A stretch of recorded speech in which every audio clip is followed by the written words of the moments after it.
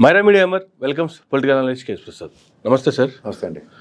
Sir, రాత్రి తిరుపతిలో జరిగినటువంటి తొక్కిసలాట, అసలు ఆ తొక్కిసలాటకు గల కారణాలు, తొక్కిసలాట అనంతరం ప్రభుత్వం వైపు నుంచి కావచ్చు, టీటీడీ నుంచి కావచ్చు, వాళ్ళ వైపు నుంచి వస్తున్నటువంటి రియాక్షన్స్ ఏం చెప్తారు సార్? అసలు బాధ్యతా రాహిత్యానికి నిలువెత్తు నిదర్శనం సార్.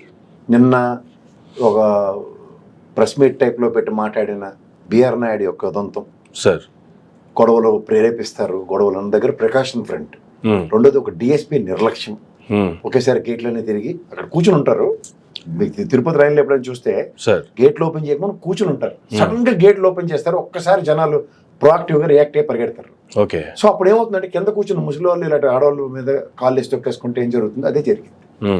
ఇర్రెస్పాన్సిబిలిటీ ఆఫ్ అధికార గణం అంటే అంబులెన్స్ ఇలాంటి ప్రికాషనరీ ఫ్రంట్ గా డిజాస్టర్ మేనేజ్మెంట్ కి ప్రికాషన్స్ లేకుండా అంబులెన్స్ డ్రైవర్ అక్కడ అందుబాటులో 20 నిమిషాల పైచీలకు లేకపోవడం, వీటిలన్నీ కొట్టొచ్చినట్టు ఏ టెక్నాలజీ పకోడీ కబుర్లు ఇక్కడ ఛానల్లో కూరలు వండినట్టు అడ్డమైన చెత్త వార్తలు వండి వార్చినట్టు కాదు కదా.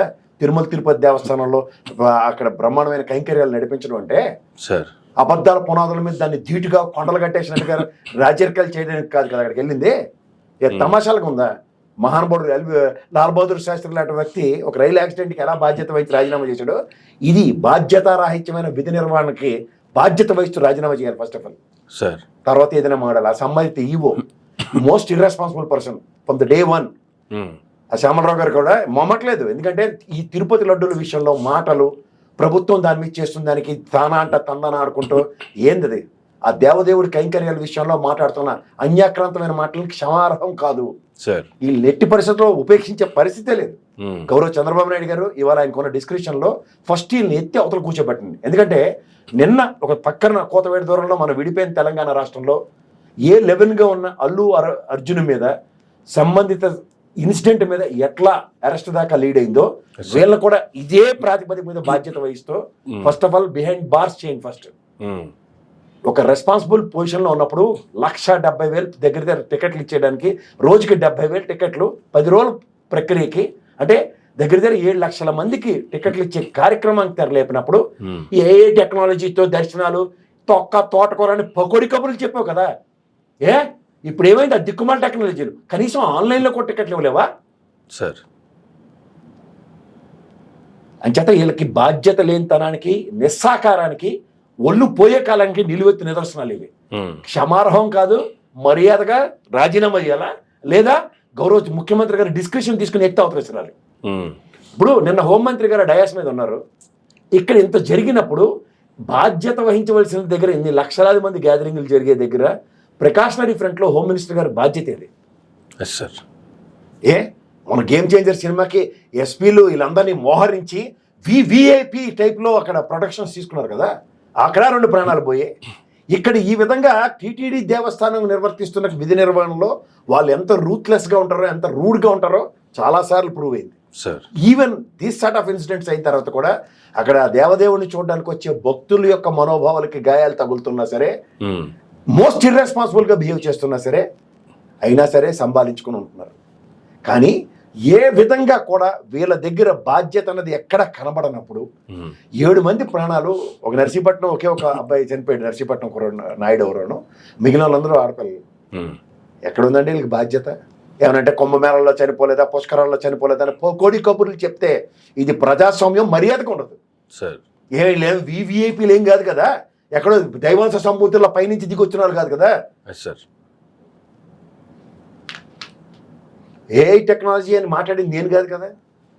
దర్శనాలు అవన్నీ ఏఐ టెక్నాలజీ అంటే కనీసం ఆన్లైన్లో ఉన్నాయి కదా. ఇప్పుడు ఆన్లైన్లో దానికి ఒక ప్రాతిపదిక లేకుండా వైకుంఠ ఏకాదశికి 10 రోజులు ప్రికాషన్ తీసుకునకుండా ఎలా టికెట్లు ఇస్తారు? అంచేత చేతకాంతనం, మనం ఆడే అబద్ధాలతోనే ప్రభుత్వాలు వచ్చేస్తున్నాయి కదా, మనం ఏదైనా చేసి వచ్చానో ఒళ్ళు పోత్రం అంటారు దాన్ని. దీన్ని ఒళ్ళు పోత్రం అనే చెప్పాలి. నిన్న గలాబాలు అవుతాయి, అల్లాడు వచ్చి కొడతాడు, ఇల్లుడు వచ్చి కొడతాడు, వైఎస్ఆర్సీపీ మీద అనుమానాలు 7 నెలల్లో ప్రక్షాళించి అందరినీ జిఏడీలకి డిఎస్పీ ఆఫీస్ డీజీపీ ఆఫీసులకి అటాచ్ చేశారు కదా. మిగిలిన వాళ్ళందరూ మీ వాళ్ళే కదా. మీ వాళ్ళే మీ మాట వినకుండా ఉన్న అధికారిగానే ఉంటే ఏం పని చేస్తున్నారు? Will you call it is an administration? అక్కడ గేట్లు తినడానికి వైఎస్ఆర్సీపీ కూడా సంబంధం ఉంటుందా సార్? అరే అంటే ఏది జరిగినా జగన్మోహన్ రెడ్డి సామాన్యుల మన రోడ్ యాక్సిడెంట్ అవగానే పవన్ కళ్యాణ్ ఇన్స్టెంట్ స్టేట్మెంట్ ఏంటి? రోడ్లు మీరు అంత కిష్మార్కాలను అయితే 3వ రోజే రోడ్లు వేసుకుంటూ కూర్చోవాలి కదా. Yes sir. సార్ ఇది ఒకటి గుర్తుంచుకోండి, ప్రజాస్వామ్యంలో ప్రజలకి రక్షణ అన్నది చాలా ఇంపార్టెంట్. అందులో అంతంత మాబ్, అంతంత గ్యాదరింగ్స్ ఉన్న దగ్గర ప్రికాషనరీ ఫ్రంట్ అనేది వాళ్ళ దగ్గర బ్రహ్మాండంగా ల్యాప్సెస్ కనబడుతుంటే సార్ ఎవరిని ఉపేక్షించాలా? దీనికి సమీక్ష లేదే.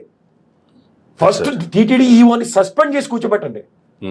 ఈవోని చైర్మన్ ఫస్ట్ సస్పెన్షన్స్ ఆర్డర్స్ ఇచ్చి కూర్చోబెట్టి విచారణ చేసిన తర్వాత అప్పుడు ఉంచాలి ఎత్తాలో తేల్చండి. ఇది ఒక చేతావని అవుతుంది. 12 గంటలకి చంద్రబాబు గారు ఇవాళ వెళ్తున్నారు, ఆయన మీద ఉన్న గౌరవంతో చెప్తున్నా, first spontaneous reaction ఈవోని chairman suspend చేయండి సార్. చేసి తర్వాత యాక్షన్ తీసుకోండి. నిజాలను చేసిన తర్వాత తేల్చిన తర్వాత పూర్తిగా శాశ్వత ఉద్వాసన పలకండి. ఆ ఈవో పోస్ట్కి అర్రులు చేస్తూ ఉంటారు ఆ దేవదేవుడి సన్నిధిలో ఉండడానికి. ఎప్పుడైనా సరే స్వామివారితో అనవసరంగా పెట్టుకోకూడదు సార్. అస్సలు ఇమీడియట్గా మీకు ఎప్పటికప్పుడే ఆన్సర్లు వస్తాయి. అందులో నేను లక్ష్మీవరం పొద్దున్న అబద్ధాలు అన్ని మాట్లాడితే ఏమవుతాడంటే సాయంత్రం తేల్చేస్తాడు. అది జరిగింది. కొత్తగా వెళ్తే అక్కడ ఏం జరుగుతుందో అక్కడ తెలియకుండా భావావేశాలు ప్రదర్శిస్తే కనుక్కోండి అక్కడ లక్ష్మీవరం యొక్క ఔన్నత్యం.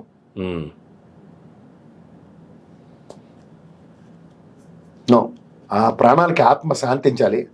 నిజంగా చెప్తున్నాను, ఇది మానవ తప్పిదాలకి ప్రభుత్వాలు బాధ్యత వహించకపోతే ఉపేక్షించుకుంటూ కూర్చుంటే కూడా ఉపద్రవాలు పునరావృతం అవుతాయి. కానీ ఇవి మాత్రం ఇన్నాళ్ళ చరిత్రలో ఇలాంటి ఘోరమైన సిచ్యువేషన్స్ ఎప్పుడు జరగలేదు సార్. ఏంటిది వైకుంఠ ఏకాదశిలో ఇప్పటిదాకా జరగలేదా? ఈ విధమైన ప్రాతిపదిక మీద ఏపీ దర్శనాలు రద్దు చేసి పద్ధతిగా ఎన్నో జరిగాయి.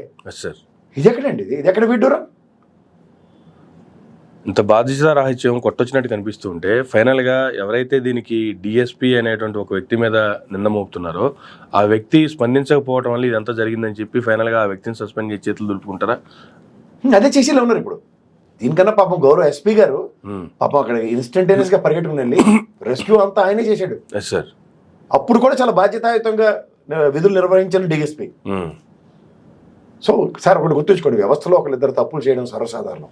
కానీ వ్యవస్థకి ఇంత జరుగుతున్నప్పుడు అక్కడ క్రౌడ్ గేట్లు తీయకపోయిన స్ట్రెంత్కి మాకు ఇంకొంచెం ఇది కావాలా, ఏది ప్రొటెక్షన్ కావాలా, ఒక గంట లేట్గా గేట్లు తీద్దాం, ముందు వాళ్ళని ఒక పద్ధతి పాడుతూ పంపిద్దాం. ఏడ పడితే ఆడ బారికాయలు కట్టుకుని కూర్చున్నారు కదా మీరు. అవును, ఒక చేతావని ఇచ్చి కూర్చున్న వాళ్ళు లేకండి ఫస్ట్. ఏం ఆ పాటి హింట్లు ఇవ్వలేరా సార్? ఎలా లాగుతున్నారు చూడండి, వీడియోలు చూడండి. మనుషుగా ఏమనుకుంటున్నారు వాళ్ళు? ఇంత జరుగుతున్నా ఏమాత్రం స్పందించని డిప్యూటీ సీఎం సనాతన ధర్మ పవన్ కళ్యాణ్ గారు. సార్ అది మీకు మళ్ళీ చెప్తున్నాను, ఆ సినిమా ఏదో షూటింగ్ సార్. అది మనం ఏదో సనాతన ధర్మం ఇవన్నీ మనం రావడం మీకు అర్థమవుతుందో లేదో. అలాంటి మాబ్ గ్యాదరింగ్లోను అట్లోను వాళ్ళు అన్ని తర్వాత అన్ని గ్రాఫిక్స్లో అడ్జస్ట్ చేసుకోవడమే కదా. ఓకే. సో వీళ్ళు ఏంటంటే ఆ రోజు అది ఒక యాక్షన్ సీను, మెట్లు కరగడం ఇవన్నీ. మనం అనవసరంగా దాన్ని రాజకీయాలకి అన్వయించుకుని మాట్లాడుతున్నాం. ఎందుకంటే ఆ రోజు నిజంగా ఆయనకి అంత బాధ ఉంటే తిరుమల తిరుపతి దేవస్థానం గుడి తిరుపతి గుడిలాటికి ధీటుగా అక్కడ విజయవాడలోనే కట్టి ఉంది, అమరావతిలో. సో అక్కడికి వెళ్ళి ఏదో కైంకర్యాలు చేస్తే పోనీ మీరు అన్నట్టు ఎక్కడి నుంచి అక్కడ సంబంధం లేని దుర్గగూడమ్మ వారి మెట్లు కింద నుంచి పైకి కడగడం, తర్వాత సనాతన ధర్మం అని ఒక ఇంగ్లీషు తెలుగు ఏదో వచ్చిన భాషలో మొత్తం స్పీచ్లు ఇవ్వడం, దీనికి దానికి ఏం సంబంధం ఉండదు. అంటే దీన్ని మీరు అక్కడ యాంటిసిపేట్ చేయడం సత్యదూరం. ఇక్కడ మీకు ఇంకోటి తెలుసా, బాధ్యత వహించవలసిన వాళ్ళందరూ ఎక్కడ ఉన్నారో చెట్టుకోడు పట్టుకోడు ఉన్నాడు. అసలు ఈ బ్రహ్మోత్సవాల టైంలో ఇంత అరవడి ఉన్న దగ్గర దేవాదాయ శాఖ మాత్రం అక్కడికి ఇంకేం పని ఉంటుందండి? అక్కడ ఇంకేం పని తిరగబెట్టి చచ్చిపోతున్నారు అక్కడ. దేవుడి మంజాలు ఎత్తుకెళ్ళిపోయే కార్యక్రమాలు కదా.